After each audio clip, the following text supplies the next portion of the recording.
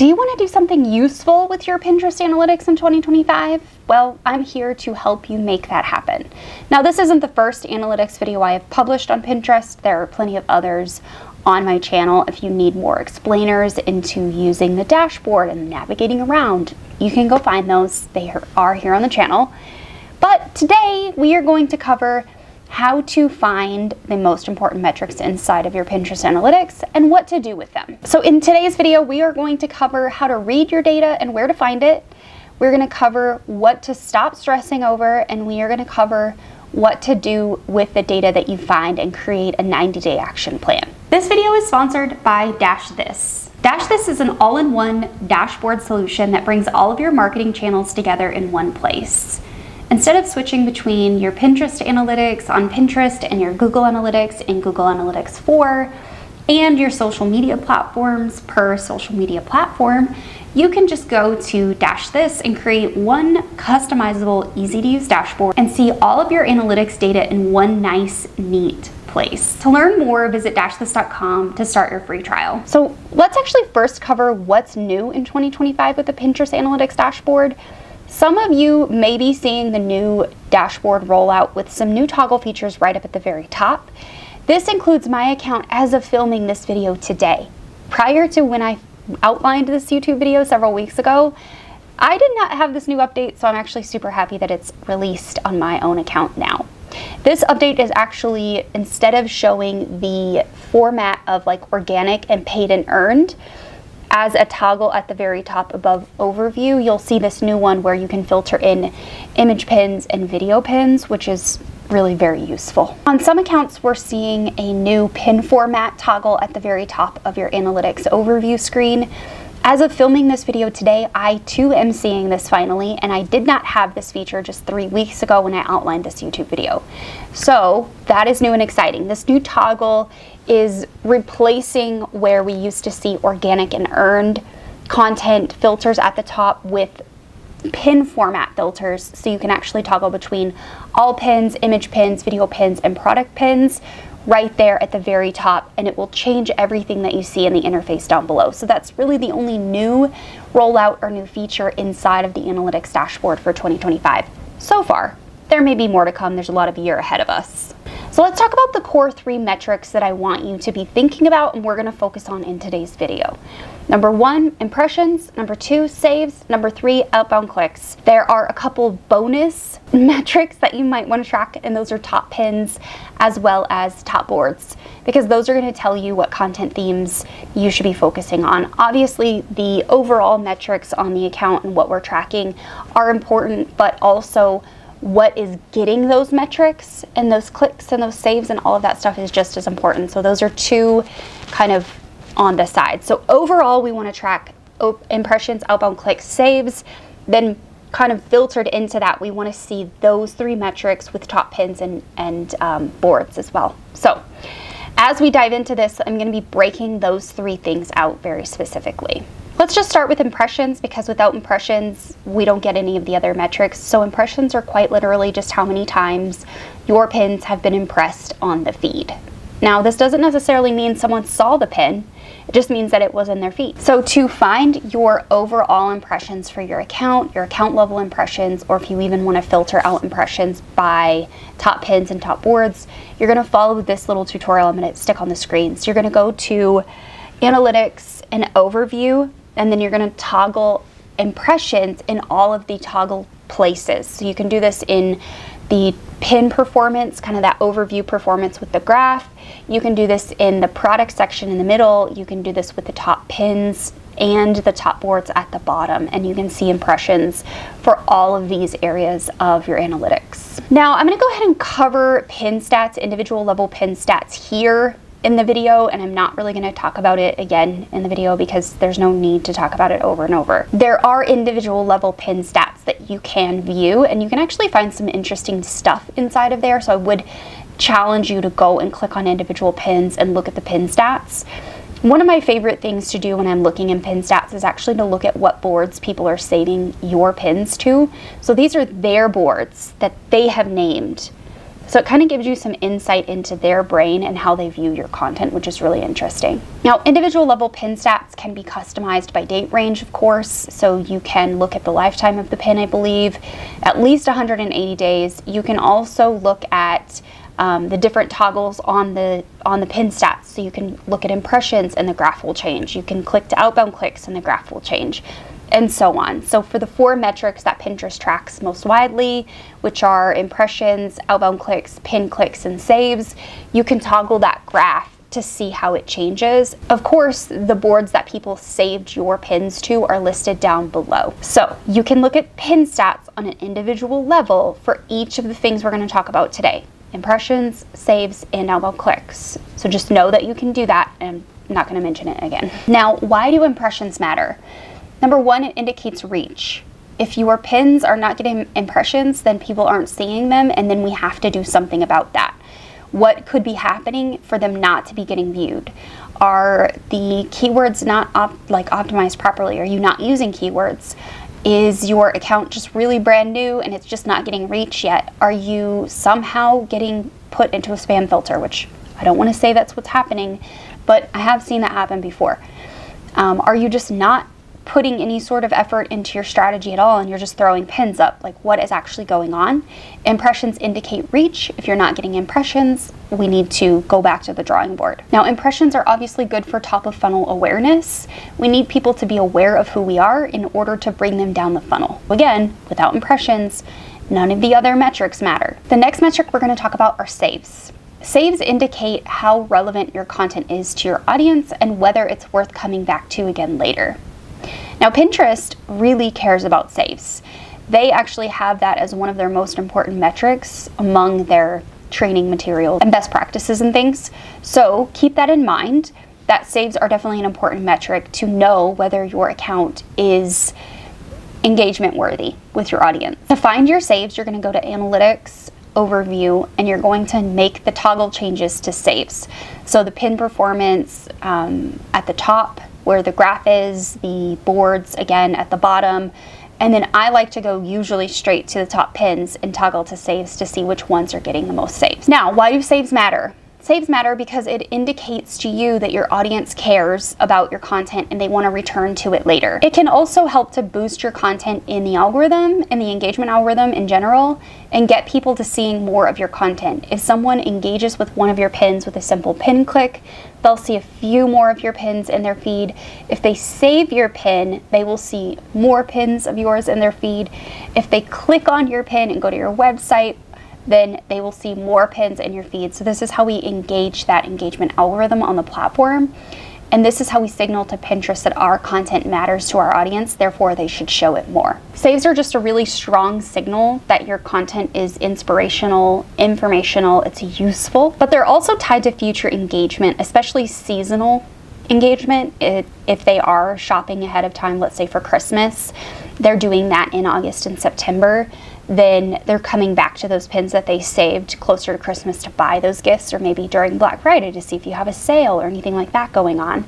This is a really great way to judge what is going on with your Pinterest strategy and your audience. Now, the next metric that matters a whole lot are outbound clicks. If you're not getting outbound clicks, then you're not getting traffic to your site, and not everyone is really looking for an awareness strategy in their business. Now, if you are watching this and you don't really care to have traffic because Pinterest is just a brand awareness play for you, then you can skip this section, that's fine. But outbound clicks tell us that people are going to our website and that they care enough about what's on the other side to visit it. To find your outbound clicks, of course, you're going to go to the same place. You're going to go to Analytics, you're going to go to Overview.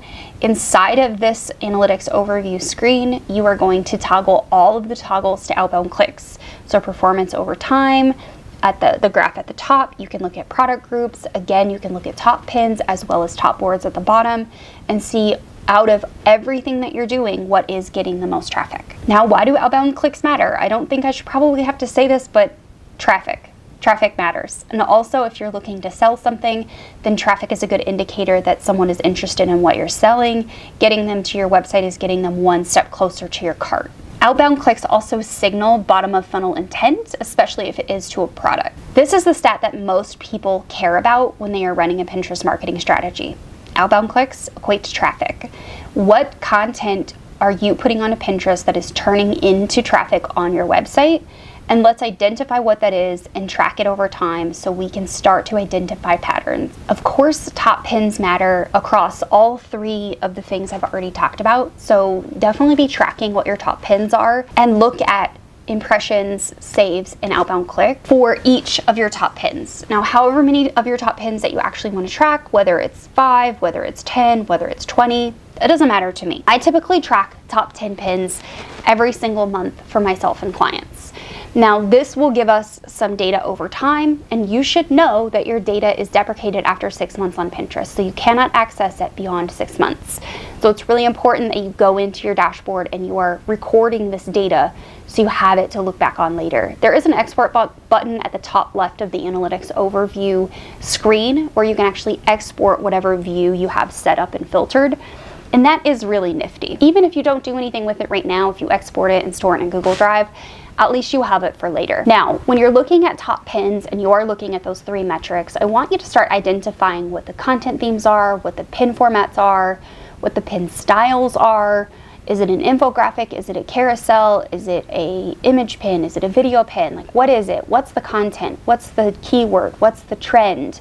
What's going on with it? Does it have a call to action? Does it not have a call to action? I want you to notate these things down so you have a better idea over time and in a snapshot view when you're looking at content compared to each other, what's actually performing and what's driving the most engagement and traffic to your. Now let's talk about board stats. This is the last one, and then we're going to talk about the 90-day audit. So board stats are at the very, very bottom of your analytics overview screen.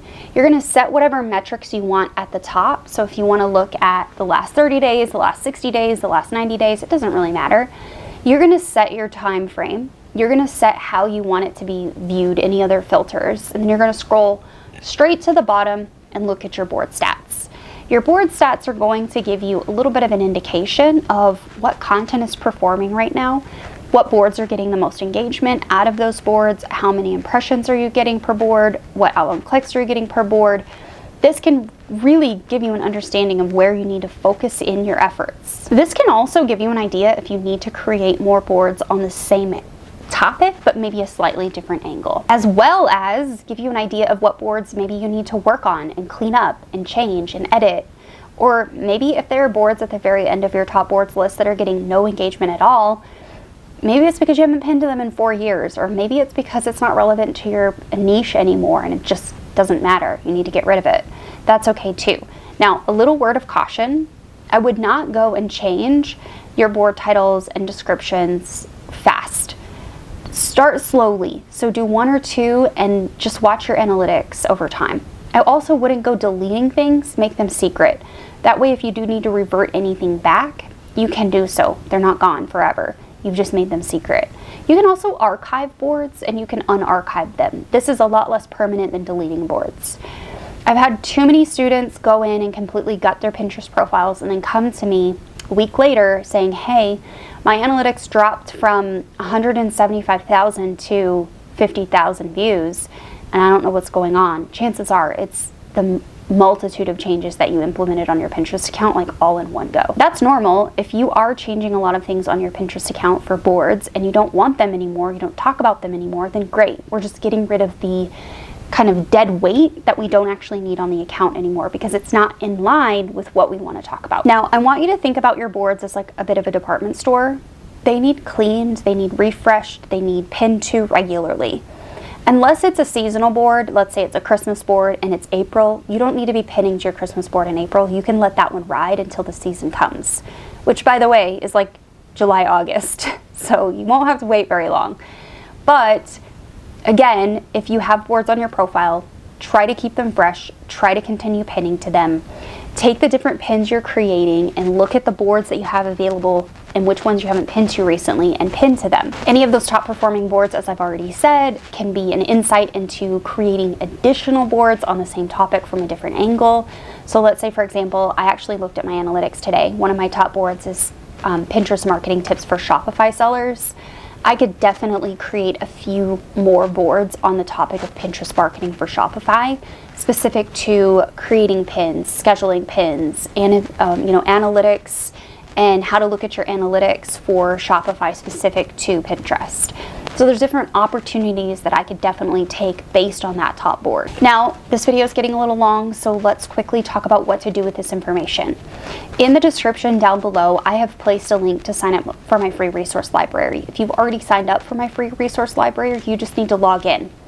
I have placed inside this analytics 90-day worksheet of sorts. This is an audit worksheet for you to begin to track and analyze your data over 90 days to see what areas you can improve on based on what we talked about today. So step number 1 is you're going to actually audit your Pinterest account.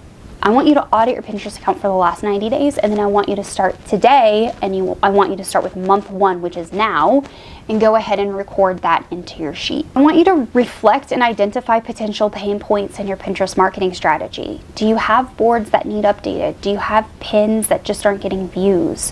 Why are they not getting views? There's some reflection questions you can ask yourself in the worksheet as well, so you can start to identify some of these problem areas and gap opportunities. Step number 3 is to set goals for the next 90 days. So based on what you did in the last 90 days, you're going to set some goals for the next 90 days. And the analytics that you are going to go and mark down are going to be your benchmark. Step number 4 is to try 2 or 3 things with a new experiment. So if you identify something in your analytics that seems to be working, let's say for example, there's one pin format that works really, really well because you're noticing multiples of it. I want you to try an experiment where you test out creating more pins using that pin format. Try 2 or 3 experiments based on your data to see if you can find new areas of opportunity for growth. Step number 5 is to track your monthly progress. I really want to challenge you to be tracking your Pinterest analytics month over month. So of course, this worksheet will help you to do that. And step number 6 is to simply rinse and repeat month after month. If you're putting so much effort into your Pinterest marketing strategy, you definitely want to be seeing growth in your Pinterest analytics. And I hope that this worksheet, as well as this video, can help you to do that.